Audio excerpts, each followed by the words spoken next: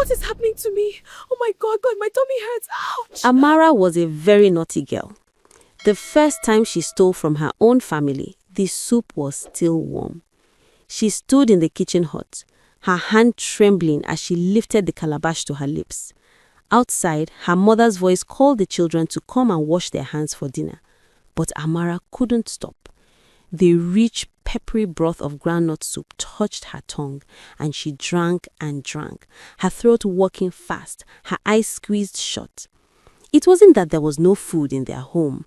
Her father's yam farm stretched across 3 hills. Her mother's vegetable garden bloomed green and abundant. But something inside Amara was always empty, always reaching, always wanting more than her share. She had been this way since she was a small girl, hiding pieces of meat in her wrapper, sneaking extra fufu when her siblings weren't looking. Her grandmother had warned her mother, "That child has a hole in her spirit. Watch her carefully or it will swallow everything." But her mother had laughed it off. "She's just a growing girl," she'd said. Now, at 17, Amara was no longer growing, at least not in the way normal girls grew. She was growing in secret ways, in shameful ways. The hunger had teeth now. It whispered to her in the night, promising that if she could just have a little more, she would finally feel satisfied. She heard footsteps approaching the kitchen. Quickly, she wiped her mouth and set the calabash down, but her belly felt heavy, uncomfortably full. She pressed her hand against it and felt something strange, a warmth that wasn't quite normal, a fullness that seemed to pulse with its own heartbeat. "Amara!" Her younger sister Nkechi appeared at the doorway. "Mama says to bring the soup. Everyone is waiting." Amara looked down at the calabash. It was half empty now. Her heart began to pound. What would she tell them? How would she explain that the soup meant to feed 7 mouths had already filled one greedy belly? But when she looked again, something impossible had happened. The calabash was full again, brimming with the same rich groundnut soup as if she had never touched it at all. Amara's hands went cold. She picked up the calabash with shaking fingers and followed Nkechi outside, her mind spinning with questions she couldn't answer. What kind of magic was this? And why did her stomach still feel so terribly, painfully full? For 3 days, Amara's stomach remained swollen. She wrapped extra cloth around her waist and wore her loosest wrappers, but nothing could hide the hardness beneath her ribs. It wasn't the soft roundness of a full belly after a good meal. This was something else, firm and hot, like a stone warmed by the sun, sitting just below her heart. At night, she lay awake in the room she shared with her sisters, pressing her fingers into the swelling, feeling it pulse back against her touch. Sometimes she thought she could hear something inside it, a low rhythmic sound like distant drumming or water bubbling in a pot. "Are you sick?" Nkechi whispered one night, watching her older sister shift uncomfortably on her mat. "No," Amara said quickly, "just ate too much cassava at dinner."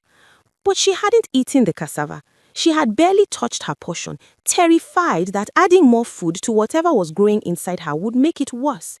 Yet the hunger never left. It clawed at her insides, demanding to be fed, whispering that one more bite, one more secret taste would make everything better. On the 4th day, she couldn't resist anymore. Her mother had prepared a feast for a naming ceremony: jollof rice, fried plantains, pepper chicken, and moi moi wrapped in banana leaves. The smell alone made Amara's mouth water and her stomach contract with desperate need. She was supposed to help serve the guests, but when no one was watching, she slipped into the cooking area and grabbed a full plate of rice. She ate standing up, shoveling the food into her mouth with her fingers, hardly chewing, hardly tasting. The hunger drove her forward, and she couldn't stop even when she heard voices approaching. She ate until the plate was clean, then grabbed another and another. By the time someone called her name, she had consumed enough food for 5 people. "Amara, where are you?" She stumbled out of the cooking area, her wrapper stained with palm oil, her lips red with pepper. But the strange magic happened again. When she looked back, all the food she had eaten was still there, untouched, as if her theft had never occurred. Only her stomach knew the truth. It had grown larger now, pressing against her wrapper, making it hard to breathe. She looked down and saw with horror that it had begun to show through her clothes, a round, hard bulge that no amount of wrapping could conceal. That night, her mother noticed. "Amara," she said quietly, pulling her daughter aside after the guests had left. "Come with me." They walked to the back of the compound, away from listening ears. Her mother's face was tight with worry, her eyes searching Amara's face in the moonlight. "Are you carrying a child?" The question hit Amara like a slap. "No, Mama, I swear it." "Then what is this?" Her hand touched the swelling and immediately she pulled back, her eyes wide. "This is not natural. This is not... Amara, what have you done?" Amara's throat closed. She wanted to confess everything: the stealing, the magic soup, the hunger that lived inside her like a living thing. But shame sealed her lips. "I don't know. I don't know what's happening to me." Her mother's face softened with fear. "We must see the herbalist. Tomorrow, at first light. Something is very wrong." But tomorrow would be too late, because that night, as Amara lay on her mat, her stomach began to glow. Old Mama Ikweme lived at the edge of the village, where the forest began to swallow the path, and the air grew thick with the smell of roots and smoke. People came to her with fevers and broken bones, with troubled pregnancies and mysterious pains. But when she saw Amara's swollen belly, her face went dark. "Bring her inside," she said, "quickly." The herbalist's hut was dim and crowded with hanging bundles of dried leaves, clay pots of ointment, and strange carved figures that seemed to watch from the shadows.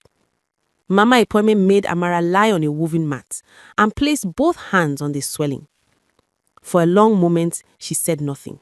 Her eyes closed, her weathered face grew tight with concentration. Amara's mother stood in the corner, her wrapper clutched in her fists, her breathing shallow. Finally, the old woman pulled her hands away and opened her eyes. "This child has been cursed by her own greed," she said. Amara's mother gasped. "What do you mean?" "Tell me," Mama Ikweme looked directly at Amara. "Have you been eating what doesn't belong to you? Taking more than your share? Feeding yourself in secret while others go without?" Tears spilled down Amara's cheeks. The shame was a weight on her chest, heavier than the swelling in her belly. She nodded, unable to speak. "I thought so." The herbalist stood and began pulling down bundles of herbs from her rafters. The spirits of the soup have taken root inside her. Every stolen bite, every secret meal, they are all still there, growing, multiplying. The magic that hid her theft from others cannot hide it from her own body. "Can you cure her?" Amara's mother's voice broke. "It depends on her." Mama Ikweme began grinding leaves in a wooden mortar, her hands moving with practiced rhythm. "The cure is simple but not easy. She must fast for 7 days, no food, only water, and she must confess her theft to everyone she has stolen from. Every person, every meal, every secret bite. She must face her shame completely." Amara felt her heart sink. 7 days without food? The hunger already felt like it would tear her apart. How could she survive a week? If you think she can do it, subscribe now, because what happens next will shock you. "And if I don't?" Amara whispered. The herbalist's eyes were grave. "Then the swelling will continue to grow. The stolen food inside you will rot and ferment. Your belly will expand until it bursts, and everything you have taken will pour out of you, but you will not survive it. I have seen it happen once before, many years ago, to a man who stole his brother's inheritance." Amara's mother covered her mouth, holding back a sob. "How long does she have?" she asked. "If she begins the fast today, she has a chance. If she eats even one more bite," Mama Ikweme shook her head. 3 days, maybe 4. Then her body will begin to fail." The herbalist handed Amara a bitter-smelling tea. "Drink this. It will help with the pain, but remember, not 1 grain of rice, not 1 drop of soup. 7 days, and the truth must be told." They walked home in silence, Amara's mother's arm around her daughter's shoulders. The path seemed longer than before, the sun too bright, the world too sharp. Amara could feel every step jarring the swelling in her belly, could hear that strange bubbling sound growing louder. When they reached home, her father was waiting. What did the herbalist say? His voice was stern, but his eyes were worried. Her mother explained everything. Amara watched her father's face change: surprise, disappointment, anger, and finally a deep sadness that hurt worse than any punishment. Is this true? Amara asked. Have you been stealing from your own family? She nodded, unable to meet her eyes. Her father was quiet for a long time. Then he called the entire family together. Amara's 3 sisters, her 2 brothers, her grandmother who lived in the next compound. They sat in a circle in the main room, and the air was heavy with tension. Amara has something to tell you all, her father said. And so, with her voice shaking and her stomach burning, Amara began to confess. She told them about the soup, about the feast, about every secret meal she has stolen over the years. She told them about the hunger that never left, about the shame that had grown alongside it. Her siblings stared at her in disbelief. Her grandmother's face was unreadable. When she finished, the silence was suffocating. Then her youngest brother, only 8 years old, spoke. Is that why there was never enough meat in my soup? The innocent question broke something in Amara. She buried her face in her hands and wept. Deep, shaking sobs that came from the hollow place inside her, the place the hunger had lived for so long. But her confession had only just begun. Tomorrow, she would have to face the neighbors, the extended family, everyone she had wronged. And the 7 days without food stretched ahead of her like a dark, impossible road. As night fell, Amara lay on her mat, her stomach growling and gurgling, the swelling hot and hard beneath her ribs. The hunger screamed at her, demanding food, promising that just one small bite would make everything better. She closed her eyes and prayed for strength, because she knew that the hardest days were still to come. The first day of the fast, Amara thought she would die. The hunger wasn't just in her stomach anymore, it was everywhere. It lived in her fingertips, making them tremble. It clouded her vision, making the world swim and blur. It whispered in her ears, a constant hissing voice that told her she was foolish to try, that she would never make it, that one small bite wouldn't hurt. Her mother kept the bitter tea coming, forcing Amara to drink even when she gagged on the taste. It will help, she said, the herbalist promised. But nothing helped the hollow ache, the desperate emptiness that felt like it was eating her from the inside out. And the cruelest part was that her swollen belly remained, hard and full, a constant reminder of everything she had consumed in secret. By the second day, Amara couldn't get out of bed. Her sisters brought her water, their faces a mixture of pity and confusion. Nkechi sat beside her, holding her hand. I forgive you, she whispered. I want you to get better. But forgiveness didn't make the hunger easier. If anything, the kindness made it worse, because Amara could see now what her greed had cost. Not just food, but trust. Her family looked at her differently now. Even her father, who had always called her his special girl, kept his distance, as if afraid of what she had become. On the 3rd day, the confessions continued. Too weak to walk, Amara had to be carried to the neighbors' compounds. Each stop was a fresh humiliation. She confessed to Mama Okafo that she had eaten half the jollof rice meant for the church service. She told Uncle Chidi that she had stolen the entire pot of egusi soup he had left to cool. She admitted to Aunty Ngozi that the missing chin-chin from her daughter's birthday party hadn't been eaten by rats. Some people were kind, others were not. So this is why my children went hungry that night, one woman said, her voice cold, while you stuffed your face in secret? Each word was a knife, but Amara accepted them. This was part of the cure. Not just the fasting, but the facing. She had to look into the eyes of every person she had wronged and own the truth of what she had done. By the 4th day, something began to change. The swelling in her belly had stopped growing. It was still there, still hard and hot, but it no longer pulsed with that strange heartbeat. The bubbling sound had quieted, and though the hunger remained fierce, Amara noticed she could breathe a little easier. You are doing it, her mother said, tears in her eyes. You are fighting. But the battle was far from over. The hunger had new weapons now. It sent dreams of food, vivid and torturous.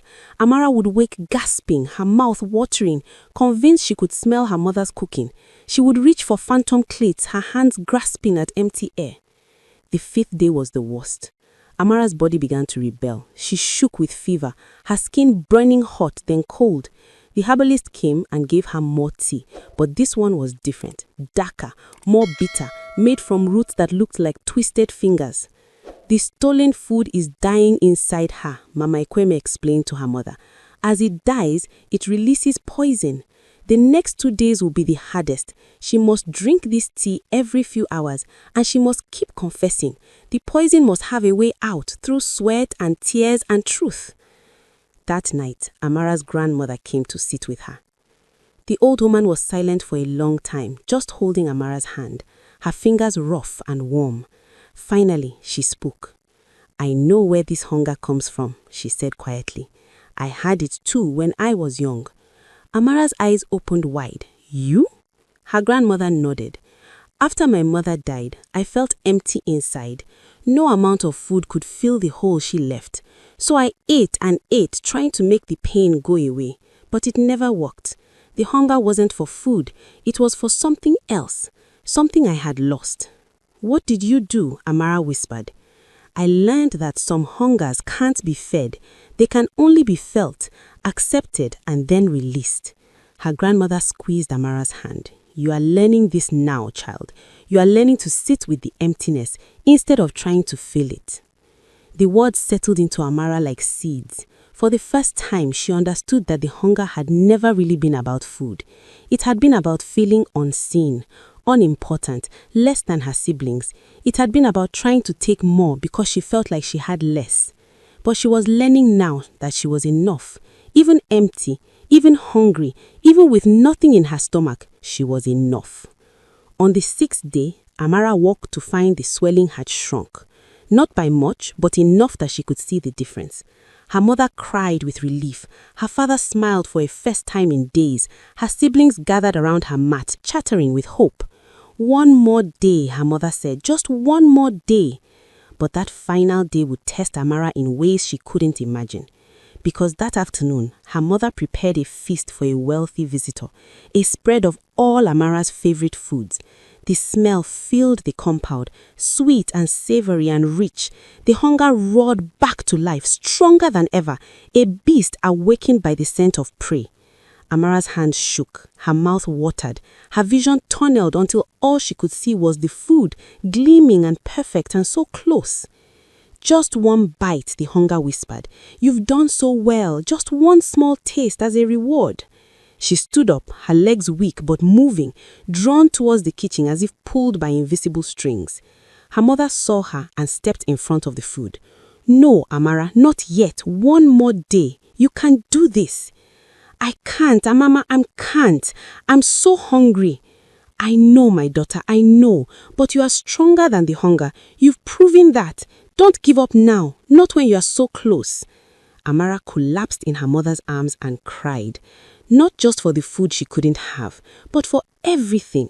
For the years of shame, for the trust she had broken, for the girl she had been and the woman she was trying to become. And in that moment, something broke inside her. Not her body, but the thing that had been driving the hunger all along. The emptiness that had demanded to be filled. It cracked open and light poured in. When the 7th day dawned, Amara knew she would survive. The morning of the 7th day arrived with a heavy silence. Amara woke before sunrise, her body weak, but her mind strangely clear. She placed her hand on her belly and felt the swelling. Smaller now, softer, but still there. It had to come out. Mama Ikweme had warned them. The final release would not be easy. Her mother was already awake, boiling water and preparing clean cloths. Her father stood in the doorway, his face carved with worry. The entire family had stayed home from the farm, sensing that today would bring either healing or catastrophe. "How do you feel?" her mother asked, helping her sit up. "Like I'm about to give birth," Amara said, and she wasn't far from the truth. The swelling had begun to move, shifting inside her like something alive and desperate to escape. Mama Ikweme arrived as the sun broke over the hills. She carried her bag of herbs and a clay pot filled with steaming liquid that smelled of bitter leaf and something else, something ancient and powerful. "It's time," the herbalist said. "Drink this, all of it." The liquid burned going down, hot and sharp, and so bitter that Amara gagged. But she forced herself to swallow every drop, her mother's hand steady on her back, her father's prayers whispered in a corner. For a moment, nothing happened. Then the pain began. It started as a cramp low in her belly, then spread upward like fire through her chest. Amara doubled over, crying out, her hands clutching at the swelling. It felt like her insides were being twisted, wrung out like wet cloth. "Let it come," Mama Ikweme said, her voice firm. "Don't fight it. This is the poison leaving your body. This is your greed dying." Amara's vision went white with pain. She felt her throat open, felt something rising up from deep inside her. Not food, but something else. Something dark and thick and foul. She vomited into the basin her mother held, but what came out wasn't normal sickness. It was black, viscous, and it seemed to writhe in the bowl like living shadow. The smell was putrid, rotten meat and sour milk, and something worse, something that made everyone in the room gag and cover their noses. "Keep going," the herbalist urged. "It's not finished." Wave after wave of darkness poured out of Amara. She vomited until her throat was raw, until she thought there was nothing left inside her. But still it came. All the stolen meals, all the secret feasts, transformed into this black poison that had been festering in her belly. Between the waves, she gasped for air, tears streaming down her face. Her mother wiped her forehead with a cool cloth. Her father held her shoulders steady. Her siblings watched from the doorway, their eyes wide with fear and fascination. Finally, after what felt like hours, the vomiting stopped. Amara collapsed back onto her mat, her body drenched in sweat, her stomach finally, blessedly flat. The swelling was gone, the heat was gone, the strange pulsing heartbeat was gone. All that remained was emptiness, but this time it felt clean. Mama Ikweme examined the basin of black liquid, then nodded with satisfaction. "It's done. The curse is broken." She looked at Amara with something like respect. "You chose the hard path, and you walked it all the way through." "Can she eat now?" Amara's mother asked. "Small amounts. Start with broth and soft foods. Her stomach needs to remember how to hold nourishment properly." The herbalist began packing up her things. But the real healing isn't finished. Her body is clean, but her spirit must learn new habits. The hunger will try to return. She must be ready. After the herbalist left, Amara's mother brought her a small bowl of clear broth, just vegetables and salt, nothing more. Amara held the bowl in her shaking hands, staring at the simple liquid. For the first time in her life, she didn't feel the desperate need to consume it all at once. Instead, she took one small sip, then another. She tasted the salt, felt the warmth spread through her chest, and noticed how her stomach received it gently, gratefully. "Slowly," her mother said, smiling through her tears. "There's no rush. There will always be enough." There will always be enough. The words settled into Amara like a blessing. For so long, she had lived in fear of scarcity, convinced that if she didn't take more than her share, she would somehow end up with nothing. But the truth was the opposite. By taking more than she needed, she ended up with poison. That evening, her family gathered around her mat. Her father brought his talking drum, and her mother sang the old songs. Her siblings sat close, no longer angry, just relieved that their sister had returned to them. Nkechi laid her head on Amara's shoulder. "I'm glad you're not going to burst," she said seriously. Despite everything, Amara laughed. It was a small laugh, weak and rusty, but it was real. And when she laughed, she realized something. The empty space inside her, the one she had tried to fill with stolen food, it wasn't a hole anymore. It was a space for new things, for trust regained, for habits rebuilt, for love received, not taken. "Thank you," she whispered to her family, "for not giving up on me." "We're a family," her father said simply. "We don't give up on each other." As night fell, Amara slept deeply for the first time in weeks. No dreams of food haunted her. No hunger clawed at her insides. She simply rested, her body healing, her spirit quiet. But when she woke the next morning, she knew the real test was just beginning. Because living without the hunger, learning to be satisfied, learning to trust that there would be enough, that was a lesson she would have to practice every single day for the rest of her life. The question was, would she have the strength to do it? 3 months later, Amara stood in her mother's kitchen, stirring a pot of egusi soup. Her hands moved slowly, deliberately, measuring out each ingredient with care. The smell rose up, rich, nutty, exactly right, and she felt her stomach rumble with normal, healthy hunger.